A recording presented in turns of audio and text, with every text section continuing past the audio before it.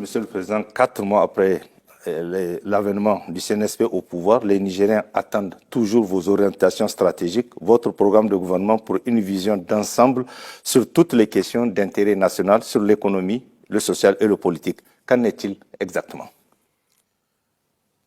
Je suis surpris d'entendre cette question, puisque quand nous avons intervenu, nous avons dit que notre premier souci est le souci sécuritaire. Donc, l'organisation de la défense. Premier domaine, qui est le domaine de la défense, nous avons réussi sécuritaire à travers les actions sur le terrain, nous accompagnerons dans le sens de prendre en main notre destin dans le domaine de la sécurité. Je crois que à travers le départ de l'origine du terrorisme sur notre territoire, je citerai notamment la France, vous ne pouvez pas combattre un incendie avec de l'essence. Et pour nous, l'incendie terrorisme tire son essence du soutien que la France lui apporte. Nous avons pu dénoncer les accords de coopération en matière de défense. C'est un grand pas, un pas qui était là depuis plus de 50 ans. Nous sommes parvenus à le faire, Dieu merci. L'ambassadeur de France qui a voulu, au mépris des règles de relations diplomatiques, sous-estimer et mépriser les autorités nigériennes, a quitté le territoire. C'est également des actions concrètes que nous avons posées dans ce domaine de rétablissement de l'ordre sécuritaire. Dans le domaine économique, nous avons pu, malgré l'embargo qu'aucun autre pays au monde n'a expérimenté, n'a vécu, nous sommes parvenus, Dieu merci, à assurer le ravitaillement régulier. Et vous suivez également, en plus de ce ravitaillement régulier à travers un corridor sécurisé, ce qui nécessite une grande mobilisation de forces de défense et de sécurité. Nous avons réussi toujours dans le domaine économique. D'accord. Monsieur le Président, justement, à quel niveau se trouve l'organisation du dialogue national inclusif nigérien qui a été annoncé depuis quelques semaines? C'est plutôt depuis quelques mois. Le dialogue a été annoncé exactement en septembre. Mais nous sommes des militaires. Nous sommes prévoyants. Et nous prévoyons l'imprévu. Au moment où nous avons voulu initier le dialogue inclusif, le dialogue national, nous étions confrontés à une menace évidente, qui est l'hostilité de la France, qui avait sur notre territoire, on parle de 1500 hommes, mais c'était plus de 2000 hommes. Face à cette hostilité, organiser un dialogue national, alors que 1500 hommes sont sur la base aérienne de Niamey, serait un risque. Nous avons certes entendu les gens sortir pour dire que nous avons reporté le dialogue, on ne sait même pas si c'est un dialogue sincère, si ça aura lieu. Voilà une des raisons pour lesquelles nous n'avons pas organisé ce dialogue comme nous l'avons voulu initialement en septembre. En plus de cette menace de la présence des troupes françaises sur notre territoire, et où c'était un impératif pour nous qu'ils quittent notre territoire, malgré l'hostilité ouverte des autorités françaises, nous avons pu faire partir ces troupes. À l'état d'aujourd'hui, il reste une centaine, et ils vont partir. En plus de cela, vous savez que le Niger, même si c'est de façon télécommandée, faisait face dans la même période à une menace d'agression de la CEDEAO. Est-ce qu'il est rationnel pour nous, qui sommes des militaires, d'organiser un dialogue national en ce moment précis, avec toutes ces menaces, sans oublier les menaces terroristes qui bénéficiaient au moment bien précis du soutien de leurs sponsors. Toutes ces raisons, même si nous ne sommes pas sortis pour le dire ouvertement au peuple nigérien pour des raisons stratégiques, nous ont poussé à surseoir de ce grand rendez-vous à Niamey, puisqu'il devait, en fin de compte, se tenir à Niamey. Voilà les raisons pour lesquelles le dialogue national inclusif n'a pas eu lieu, comme annoncé il y a 3 ou 4 mois de cela, mais c'est une certitude, ce dialogue aura lieu incessamment et vous aurez l'occasion bientôt de connaître les dates exactes retenues pour le dialogue national inclusif. D'accord. Monsieur le Président, cette autre question, c'est la vie chère que vivent les Nigériens dans leur chair suite aux sanctions inhumaines que la CEDEAO a imposées à notre peuple. Quelles sont les mesures prises par le gouvernement pour y faire face? Effectivement, le peuple nigérien vit dans sa chair les affres de la vie chère. Mais ces affres de la vie chère se sont accentuées avec l'embargo qui a été mis sur notre pays. Mais avant l'embargo, c'est une crise mondiale où tous les pays connaissaient une crise sévère et toutes les denrées ont connu une hausse spectaculaire. C'était la survie. C'est à cette survie que s'est ajouté pour le peuple nigérien l'embargo sauvage et qui a rendu la vie des Nigériens difficile. Mais nous ne restons pas les bras croisés. Nous ne restons pas là à nous lamenter face à l'épreuve. Il faut être imaginatif. Il faut prendre des initiatives. Et ces initiatives se traduisent, entre autres, par la multiplication du partenariat dans le domaine diplomatique à travers des pays qui sont sincères avec le Niger, même si nous ne sommes pas naïfs et nous connaissons que les relations internationales, c'est des relations d'intérêt.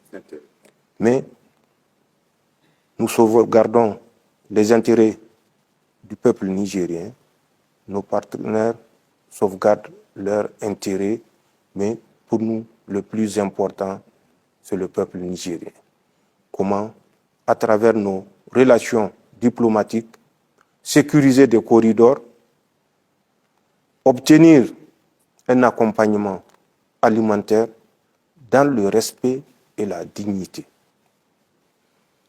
Pour ce qui est des solutions au niveau local, nous avons multiplié la recherche de corridors pour assurer un ravitaillement dans des conditions sécurisées au peuple nigérien. Ces corridors que nous avons eu à prospecter sont le corridor du Burkina Faso, le corridor de la Guinée, Conakry, le corridor de l'Algérie et le corridor de la Libye. Sur certains corridors, nous sommes très avancés et vous le remarquez avec le système de protection et d'escorte que nous avons mis en place. Avec ce système, nous arrivons à maintenir une cadence régulière permettant d'approvisionner les marchés, non seulement de Niamey, mais de l'intérieur du pays.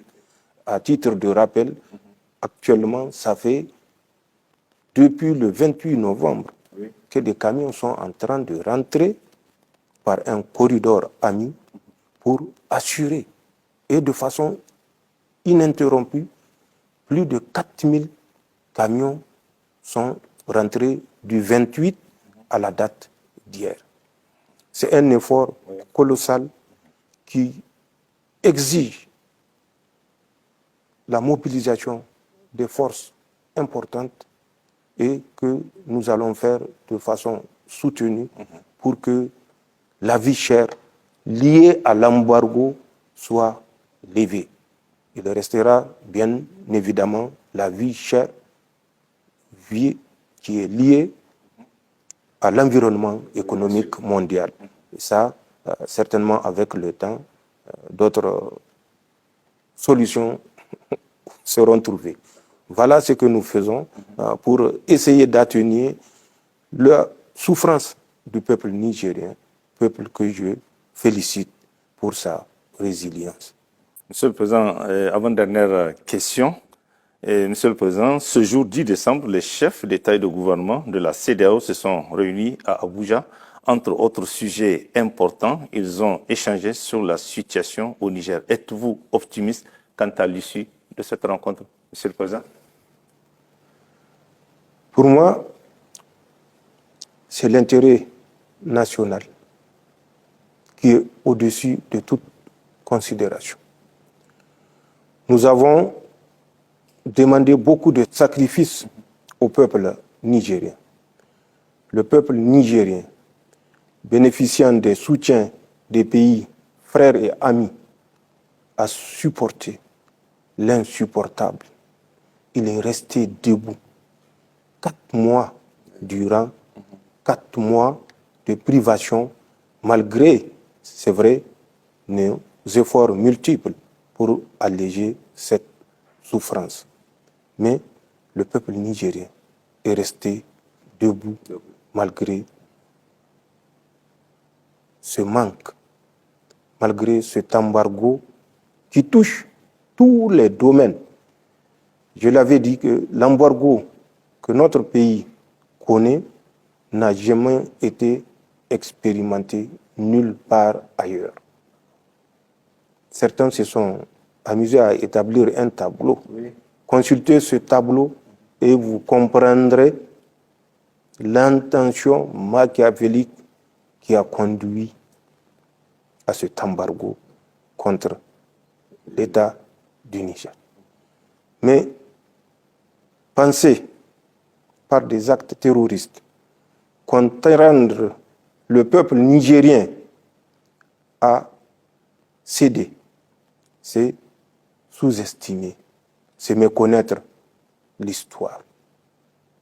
Le peuple nigérien est un peuple de guerriers.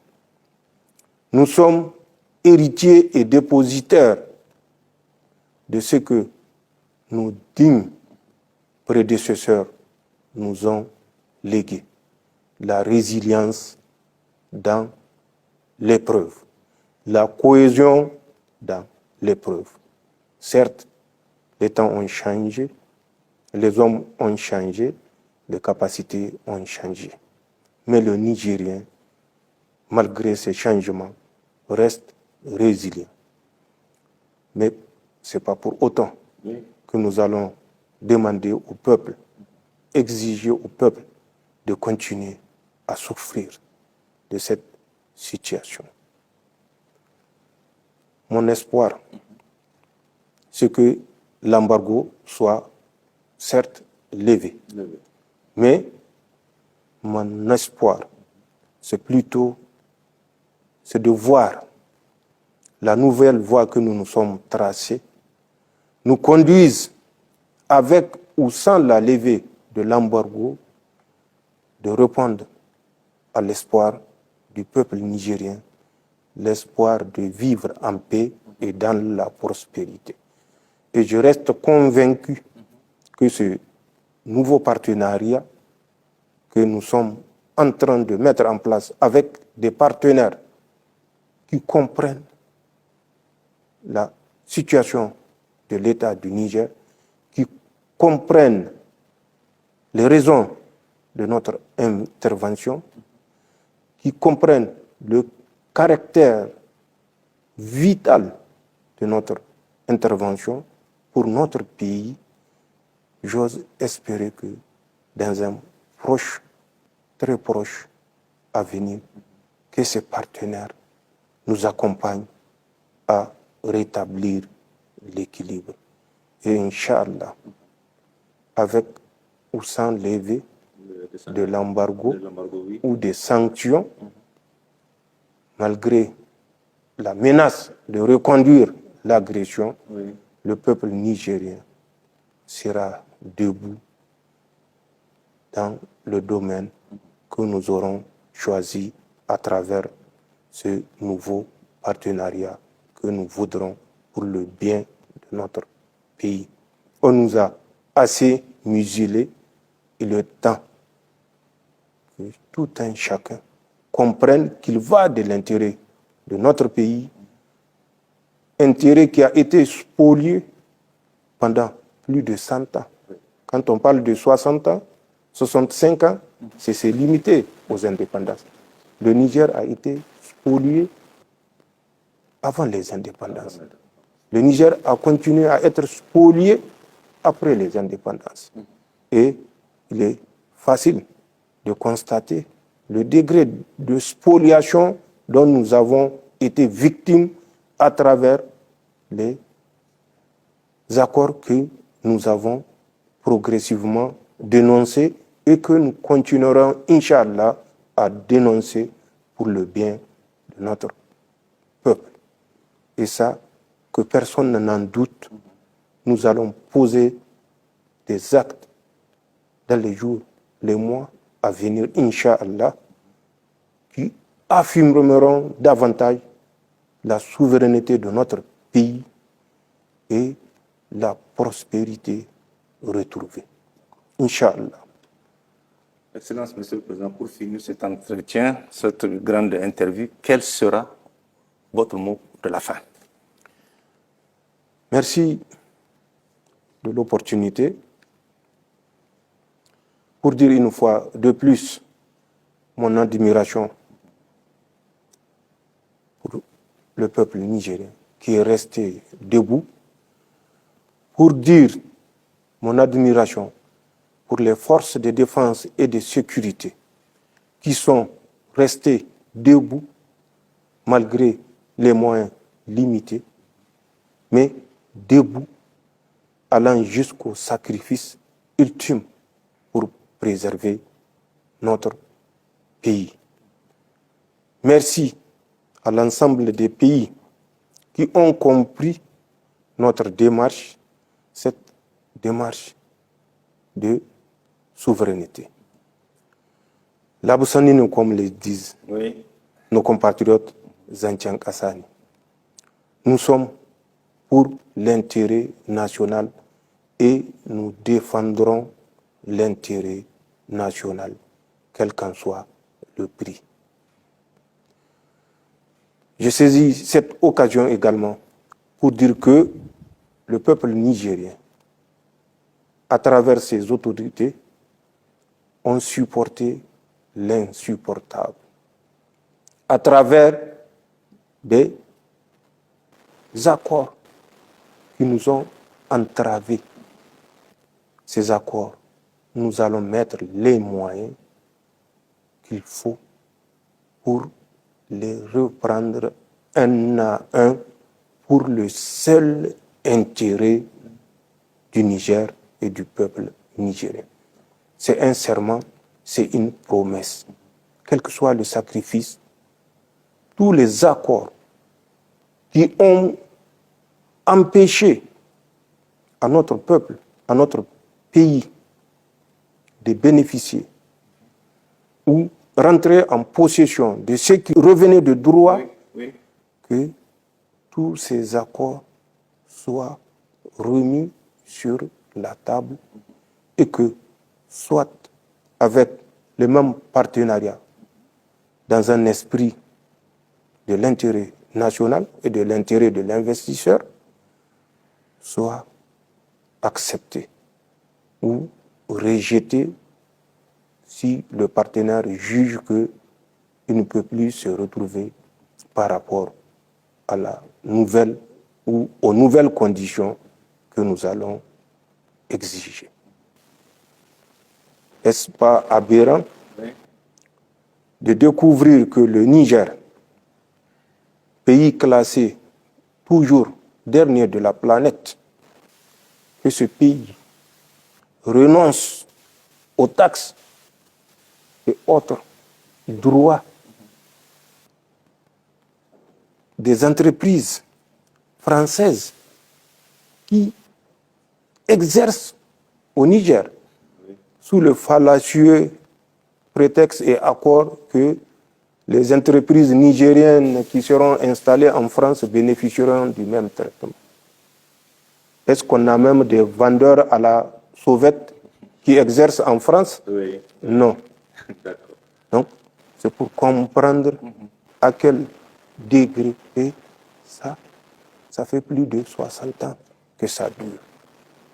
Et quand j'entends que les Nigériens pensent que des actes n'ont pas été posés, je me dis que nous avons besoin de connaître notre pays. Est-ce que ce n'est pas aberrant, à l'état actuel, que ce soit le Niger qui paye les taxes aéroportières, les taxes douanières, au profit des forces qui sont sur notre territoire? C'est des milliards que l'État du Niger paye à Souma et à l'ANAC, l'agence chargée de la navigation. Allez-y, demandez ce que nous devons payer. Mais c'est une promesse. Nous n'allons pas le payer.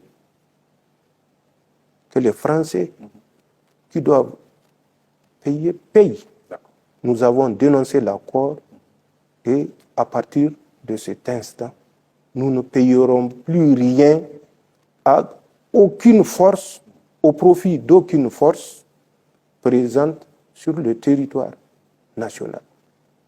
C'est le summum, que ce soit le pauvre qui paye les charges du riche. Est-ce que vous ne trouvez pas que c'est aberrant? Et comment nos dirigeants ont accepté un tel accord? La raison ne nous permet pas de comprendre. C'est des domaines sur lesquels nous allons revenir, Inch'Allah, et tant d'autres domaines que vous me donnez l'opportunité de partager déjà avec nos compatriotes. Les jours à venir, Inch'Allah, seront édifiants. Mais les actes que nous avons déjà posés sont des actes qui ont perduré 60-65 ans et que tous les régimes qui se sont succédés n'ont pas osé attaquer. Nous les attaquerons et nous les remettrons en cause. C'est un serment et je crois que les premiers actes que nous avons posés sont de nature à prouver que ce que nous disons, ce n'est pas juste de la communication.